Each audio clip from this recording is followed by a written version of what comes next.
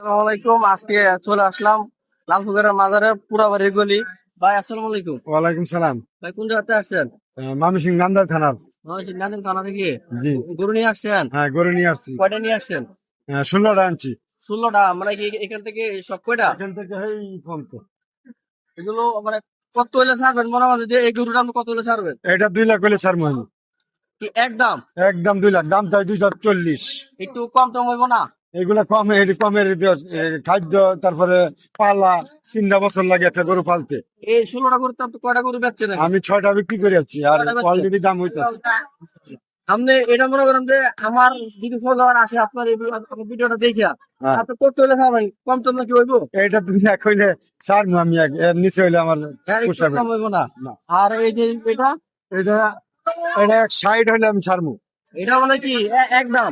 একদম একদম। তাহলে এটা কয় কেজি মাংস হইব এই গরুটা? 4 মনের উপরে। 4 মনের উপরে? হ্যাঁ। আর এই যে এটা এটি কাস্টমারের কাছে দাম চাই আমি 80, কাস্টমারে 55, 60 এরকম দাম মূলাইতেছে। এটা কয় কেজি মাংস? মাংসের 4.5 মণ মাংস আছে। 4.5 মণ? হ্যাঁ।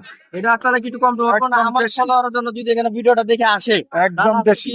একদম দেশি গরু এগুলা, নান্দাইল থানার একদম অরিজিনাল গরু।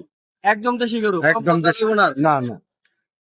প্রিয় দর্শক, মহিষিং নান্দাল থানা থেকে আসছে ভাই 16টা গরু নিয়ে। অলরেডি কটা গরু বেচছেন? 6টা বিক্রি করে। অলরেডি 6টা গরু বেচছে।